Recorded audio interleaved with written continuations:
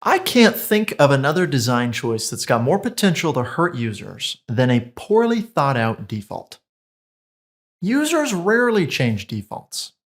Let me tell you why and give you a few tips to make sure you're choosing good defaults in your design. I was recently watching someone try to decide if they could afford to buy a home by putting numbers into an online mortgage calculator to see what the monthly payments would be. She entered an estimated home price, down payment, interest rate, and a few other details. Then she selected the location she was looking to buy in. When she came to the yearly property tax field, she found a default amount of $8,750. Was this an accurate estimate? As a first-time homebuyer, she had no reference, so she didn't know. She assumed the amount reflected the area she was interested in since she had already entered that info. As users tend to do with online calculators, she proceeded to tweak various inputs like the home price and the down payment to figure out how they impacted her potential monthly payments.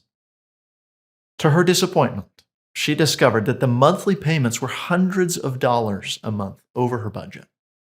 She abandoned the search without ever realizing that the default property tax amount provided by the calculator was 4 times too large for the area she was considering. The monthly payments were overestimated by about $600 a month. Here's the main takeaway. As a designer, you must assume people won't change the default. Now, some users know when to recognize a bad default and are methodical enough to do so and make changes. But you generally can't assume that's the majority of people. In general, people don't change defaults for a few reasons. First, they interpret the default as an endorsement or an informed suggestion. They don't have a strong enough reason to change it, so they assume the organization knows better. This is particularly true of users in new and unfamiliar contexts, such as our mortgage friend. Second, they don't notice a default is selected. In some cases, users are working quickly, they feel overwhelmed, or they're too distracted to notice a default, even if it's in plain sight. This includes those annoying subscriptions you've ended up with because you didn't realize the box was checked. Third, they aren't aware the choice exists. For example, default preferences or settings that users don't have to interact with unless they seek them out.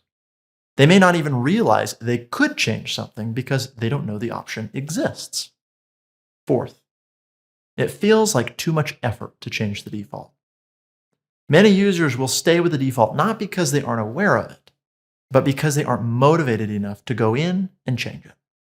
Even digging through settings for a few moments can feel like too much work, not to mention having to call on the phone or visit physical locations. Anytime I'm thinking about defaults, here are the 3 questions I ask myself. 1. If the majority of users were to accept this default, would we be helping them or helping us? Whenever possible, you're looking for an option that benefits both, but if you have to choose one or the other, favor the user, not the business. 2. When will users be grateful for a recommendation? There are cases when pre-selected defaults have the chance to be very helpful in speeding things up and guiding inexperienced users. 3. What will users assume is already true? Users don't want to have to assemble a system in order to use it, so we do need to make many decisions for them from the get-go. Defaults should reflect what users already expect to be the case. Now, when a decision is significant and you really don't know what users will assume or what would be best beneficial for them, you can either force them to make the choice before proceeding or draw their attention to the fact that you made a selection for them and explain why. But both of these backup strategies should be used sparingly. Thanks for watching. If you want to see more of our UX videos, take a look at these over here and consider subscribing to our channel. On our website, nngroup.com, you can access our free library of over 2,000 articles. You can also register for one of our UX courses that offer live hands-on UX training.